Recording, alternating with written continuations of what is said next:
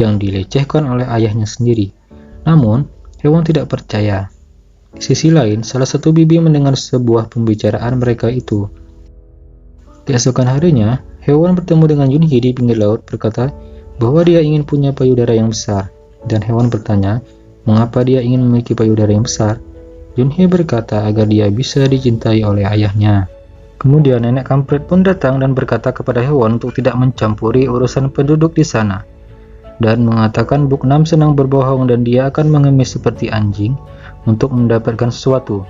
Buknam yang berniat melarikan diri sedang mencoba mencuri uang suaminya, kemudian mengambil kunci dari kantong Manjong untuk membuka lemari berisi telepon untuk menelpon si PSK yang baik hati tadi, dan meminta bantuan darinya untuk menjemputnya. Di saat pagi hari, putrinya yang tidak mau ikut pun, namun Buknam berkata bahwa kalau Yunhee tidak ikut, dia juga tidak akan pergi. Namun Yunhee berkata kepada ibunya, apabila mereka tetap seperti ini, maka ibunya akan terus dipukuli oleh ayahnya itu. Dan dia pun tidak tega melihat ibunya terus dipukuli dan membuat Buknam menangis terharu mendengar Yunhee berkata seperti itu. Mereka pun pergi ke tepi laut dan terlihat dari kejauhan Miran dan kapal yang akan menjemput mereka datang, dan ternyata nahkoda kapal itu adalah seorang yang masih berkerabat dengan Manjong. Dan walaupun sudah dibayar, kapal tidak kunjung berangkat karena nahkoda itu ingin menyerahkannya ke Manjong. Setelah itu, suami stresnya pun datang lalu menyeret Buknam dan memukulinya.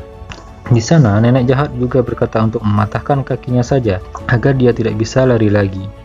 Di situ, si PSK baik berkata kepada laki-laki stres untuk menghentikan kakaknya.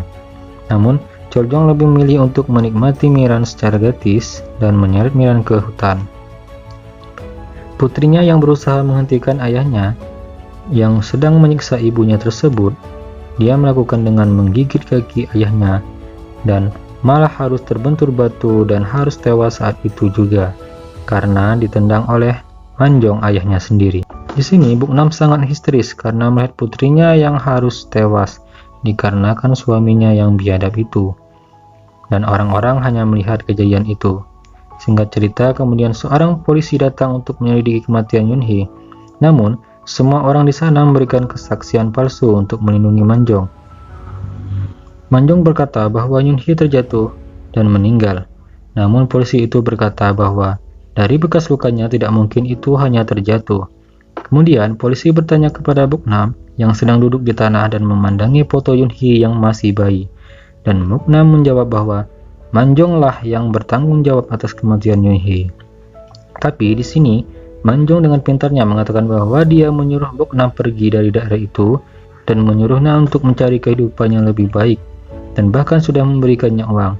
Namun karena Buknam memaksa Yunhee untuk ikut dan menyebabkan Yunhee terjatuh dan meninggal. Sementara para bibi kampret di sana pun mengangguk atas apa yang dikatakan Manjong.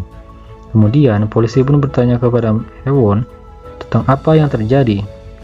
Dan Buknam yang tahu bahwa Hewon juga melihat semua kejadiannya. Buknam melihat ke arah Hewon dan berharap Hewon mengatakan kejadian yang sebenarnya. Namun Hewon menjawab tidak tahu apa-apa karena sedang tidur. Nah, emang kampret kan si Hewon, padahal temannya sendiri loh yang sudah baik kepadanya. Oke, lanjut.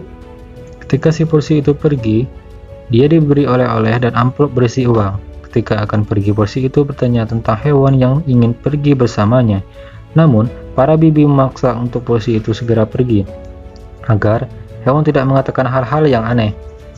Hewon yang sedang berlari mengejar kapal yang sudah berangkat terpaksa harus kembali lagi ke tempat itu. Kemudian, disinilah Stres Choljong memberi obat tidur ke Hewon yang dikira itu adalah pemberian dari Buknam. Kemudian, ketika Hewon tidak sadarkan diri, dan Choljong masuk ke kamar Hewon untuk melakukan penyiraman biologis ke Hewon. Buknam yang datang membawa sebuah kayu mencegah Choljong melakukan itu. Kemudian diperlihatkan flashback ketika mereka masih kecil. Hewon diganggu oleh para berandalan desa, kemudian Buknam menyuruh untuk kabur dan menghadapi mereka seorang diri, yang pada akhirnya dia dilecehkan oleh para berandalan itu. Singkat cerita, Buknam sedang berada di gundukan kuburan Yunhee yang berada di depan rumah dan dihampiri nenek jahat, kemudian menyuruhnya segera ke ladang untuk memanen kentang sebelum turun hujan dan sebelum kentangnya membusuk. Kemudian terlihat Manjong dan adiknya pergi ke kota untuk menjual madu. Saat semua wanita sedang di ladang memanen kentang, terlihat nenek Donghu membawa minuman, kemudian menyuruh mereka untuk beristirahat dan minum.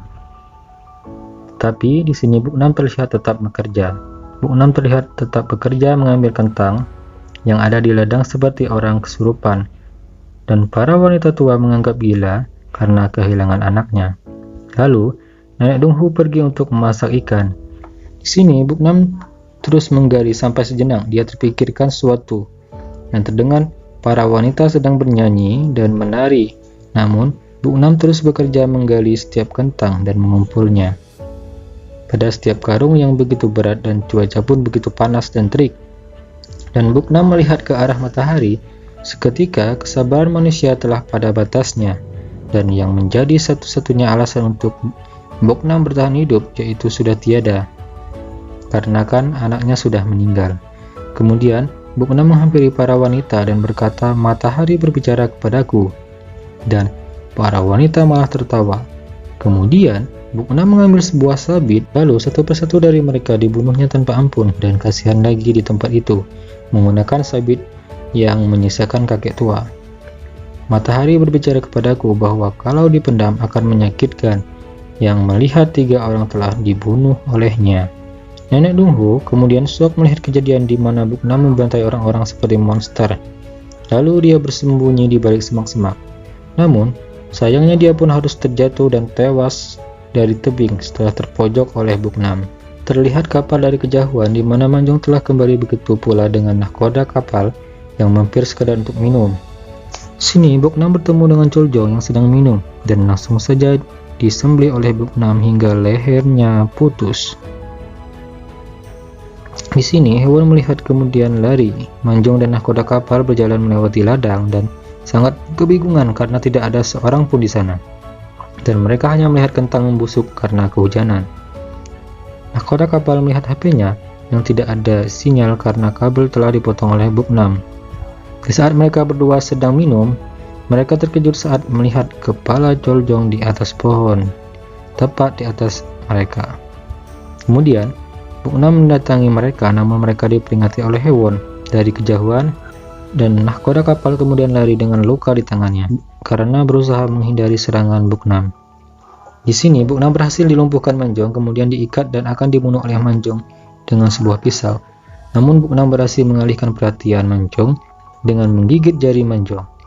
Ketika ingin mengambil sebuah kapak, kemudian Buknam mengambil pisau dengan mulutnya lalu menusukkannya ke perut Manjong. Kemudian Manjong terkapar, lalu Buknam dapat melepaskan diri dari ikatan. Kemudian akan membalaskan dendam dengan amarah yang begitu dalam. Buknam membacok tubuh Manjong berkali-kali, lalu dilempar selai kacang ke tubuh Manjong dan berkata rasa sakitnya akan sedikit mereda. Hewan yang sadar dan berhasil kabur menggunakan kapal, namun nahkoda kapal harus tewas juga dihabisi Buknam, dan habislah orang yang berada di tempat itu menyisakan kakek tua yang tidak bersalah itu. Scene selanjutnya memperlihatkan Buknam menelpon kapal untuk menjemputnya dari pulau. Buknam berniat pergi mencari hewan dan polisi yang menangani kematian Yunhee sebelumnya. Nampaknya dia akan membunuh mereka berdua. Dan sampailah dia di dermaga, dan seorang nahkoda kapal mengembalikan sejumlah uang kepada Buknam. Dan Buknam pun berkata, "Sini ternyata masih ada orang baik." Kemudian hewan yang ditemukan pingsan di sebuah kapal oleh 2 orang polisi, yang kemudian mereka pergi untuk melihat keadaan orang di pulau tersebut. Lalu hewan yang pingsan dibawa ke kantor polisi dan bertemu polisi Seo. Saat hewan tersadar dengan tangan yang sudah diborgol, Buknam ternyata sudah berada di sampingnya dengan sebuah palu besar. Di sini hewan kemudian lari membangunkan polisi Seo yang ternyata sudah tidak sadarkan diri dipenuhi darah. Kemudian nampaknya sudah dihabisi Buknam. Hewan berusaha melawan dan lalu mengunci dirinya dari dalam dengan maksud agar Buknam tidak dapat masuk ke dalam sel. Akan tetapi Buknam mengambil kunci di kantong polisi tersebut. Kemudian dia memberikan sebuah seruling ke hewan untuk memainkan sama itu hingga benar-benar tewas. Dengan kesakitan, Buknam merangkap masuk ke sel.